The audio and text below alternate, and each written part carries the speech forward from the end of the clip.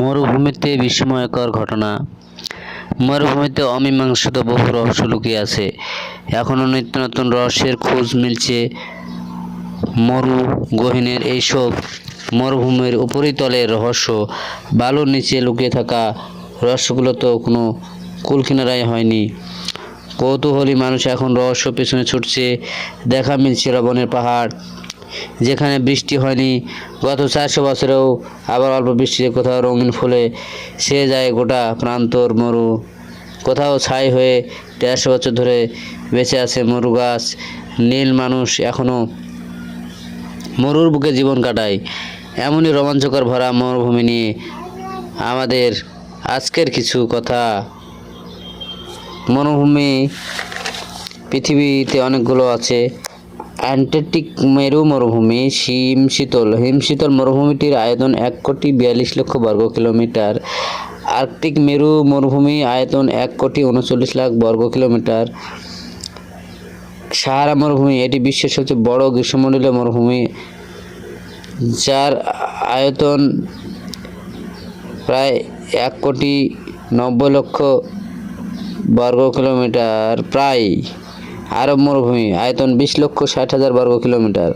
Gobi মরুভূমি, এই মরুভূমি রয়েছে চীন ও মঙ্গোলিয়ার দক্ষিণ অঞ্চল জুড়ে। পাতাগোনিয়া মরুভূমি, আর্জেন্টিনা, চিলি উভয় দেশে এই মরুভূমি অবস্থিত। গ্রেট ভিক্টোরিয়া মরুভূমি, অস্ট্রেলিয়ার সবচেয়ে বড় মরুভূমি এটি। কালাহারি মরুভূমি, এখানে বেশ কিছু আদিবাসী জনগোষ্ঠীর বসবাস রয়েছে। সিরিয়া মরুভূমি, জর্ডান, ইরাক, সিরিয়া এই 3 দেশ জুড়ে রয়েছে মরুভূমিটি। গ্রেট বেসিন মরুভূমি যুক্তরাষ্ট্রের সবচেয়ে বড় মরুভূমি এটি। মরুভূমিতে ছুটে চলা মানুষের সংখ্যা নেহাতই কম নয়। যাযাবরদের বড় একটি অংশই মরুভূমির বুকে অবস্থান করে। এই যাযাবরদের নিয়ে অনেক গবেষণা করা হলেও এখনও অনেকটা জানা বাকি। খুব বেশি দিন হয়নি এমনকি এক যাযাবর দলের সন্ধান পাওয়া যায় উত্তর আফ্রিকার সাহারার। এরা নীল রঙের প্রতি চোখ এড়ায়নি। গবেষকদের পুরুষ নারী সবাই নীল রঙের পোশাক পরতে পছন্দ করেন। এর কারণে যাযাবরদের মানুষের নীল মানুষ নামে ডাকা হয়।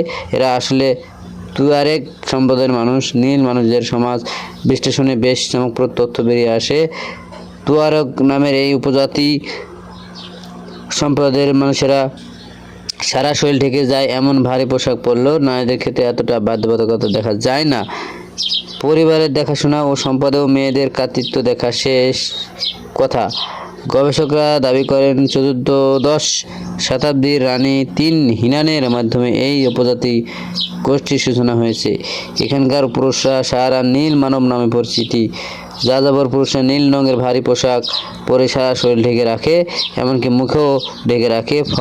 ফটো সাংবাদিক হেনরিয়াতা বাটলার 2001 সালে মরু অঞ্চলে প্রায় প্রথম এই ধরনের উপজাতি দেখা পান। তুয়ারেগ সম্প্রদায়ের মানুষদের নিয়ে অনেকে ভুল তথ্য উপস্থাপন করে থাকেন, যেমন এদের গায়ের রং নীল, বাস্তবে অনেক কালো চামড়া মানুষও এই যাযাবর দলে রয়েছে।